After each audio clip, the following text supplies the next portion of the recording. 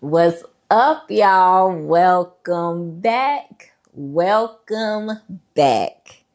Today, it's kind of a special video. As you can see from the title, it's been a little over a year since I started this channel.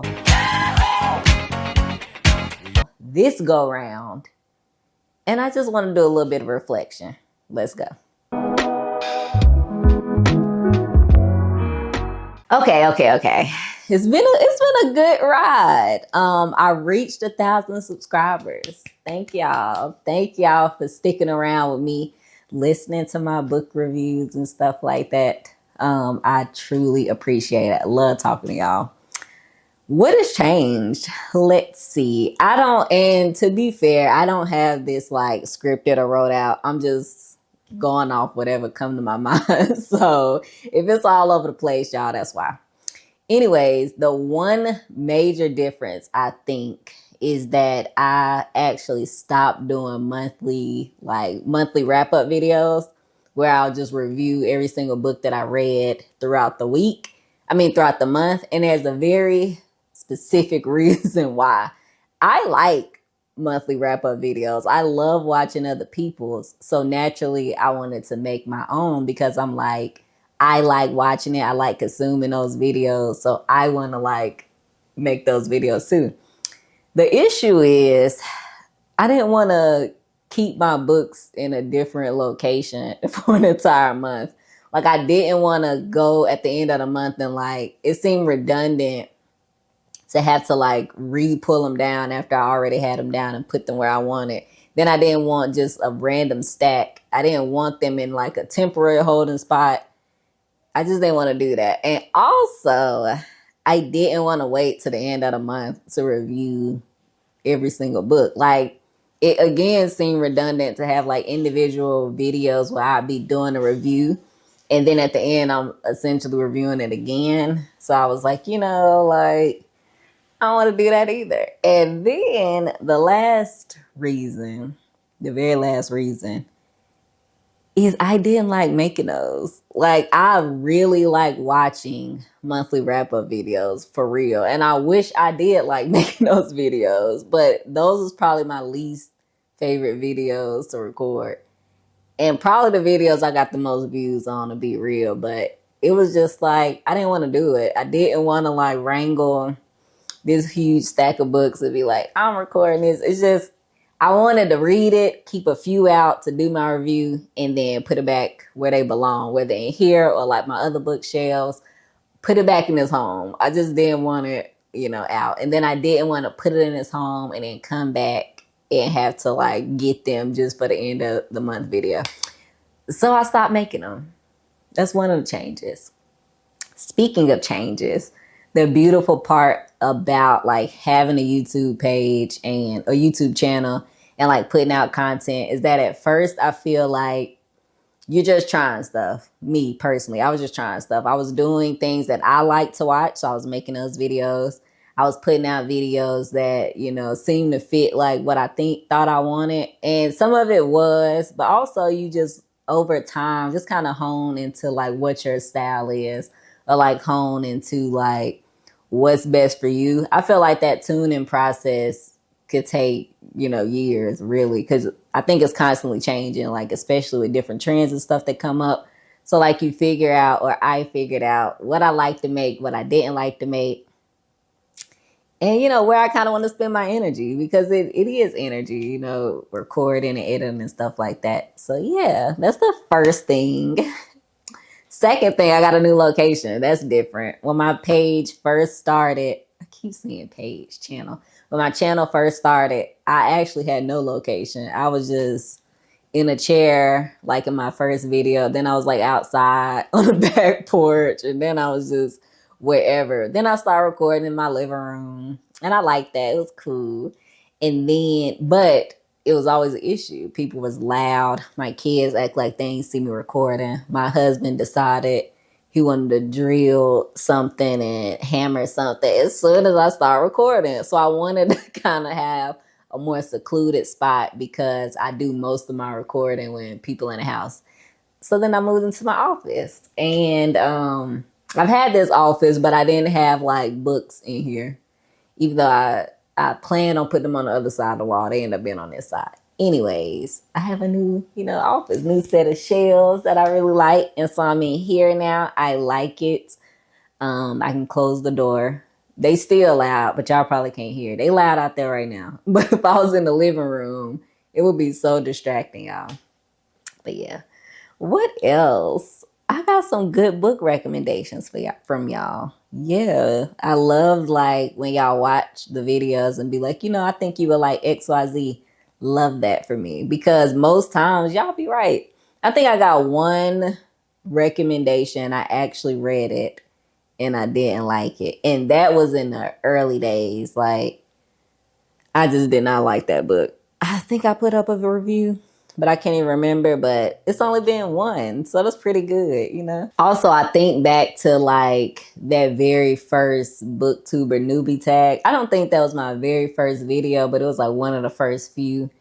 And one of the questions was like, why did you start this channel? I think the number one reason I started this channel is I wanted to share the good books that I was reading. Like, I wanted to talk about what I thought about the books. I wanted to have other people that may or may not have read the book that we can kind of go back and forth with. I wanted to get good book recommendations from people that kind of already know the style books that I like because they've seen my videos. I wanted to get more practice with public speaking just because I'm having to do that more and more with my job. My manager actually recommended that I do improv, and I'm like, I'm not getting up on the stage trying to be a comedian, so there was that. Artist channel, and then I said, like, obviously I wanted to share like my love for reading and talk about books with people who care about books or who is like also interested. But I also said that I wanted to practice public speaking because I was about to be in roles and in positions where I was required to speak more publicly on video, on camera, and in person. And I wanted to be more fluent in public speaking. So I wanted to like build up my practice hours. And that was the initial reason why I started back up my YouTube channel. And I feel like, on one hand, well, on this side, I definitely do get to share like my love for reading with people. I get to share books that I really like, books I did, and just my thoughts, period. I get to talk about it all the time with y'all on Instagram and YouTube, and I love it. And then I do think, like, I'm just looking back to me having to like record different videos for reasons and having to like speak, whether that be work, school, wherever.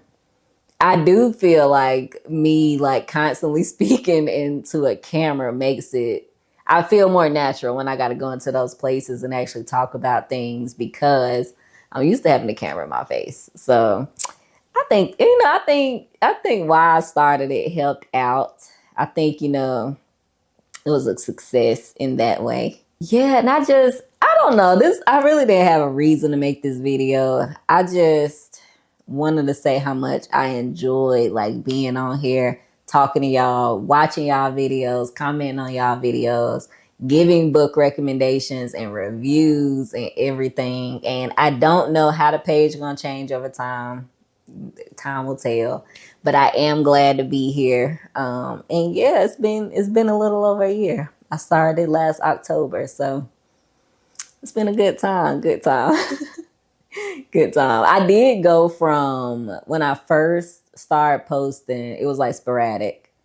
And then it was like just whenever I could get a video out. And then it went to more of a structured posting schedule. So like 3 times a week, the same days. And then when I realized I don't have time to do that now that it's the fall time. And that's kind of when my schedule picks up.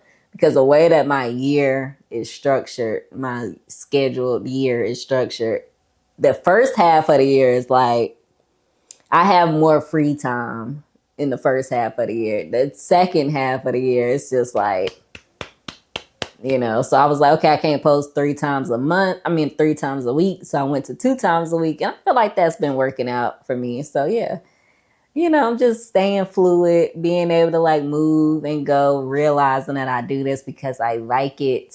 And that's all that matter, you know? So that's it, y'all. Thank y'all for staying with me, especially y'all who've been here, you know, for a while. I appreciate it.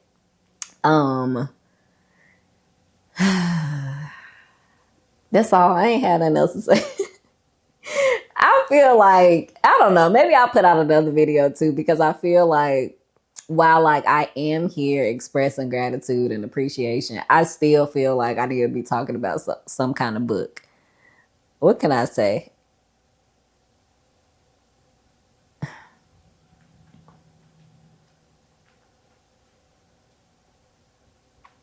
I don't even know.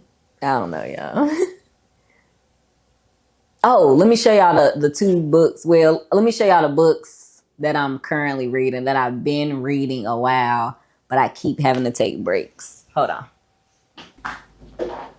Okay, these are two books that I've been reading. I ain't gonna lie, I've been reading. I there. Okay, let me back up. Okay, let me back up. I'm not reading these books at the exact same time. I'm supposed to be reading one and then starting the other one right afterwards. But it's taken me a while to read these because I like right now. Let me see. I'm on page 51 of Billy by Albert French. And after I read that, I'm supposed to read The Child in the Electric Chair.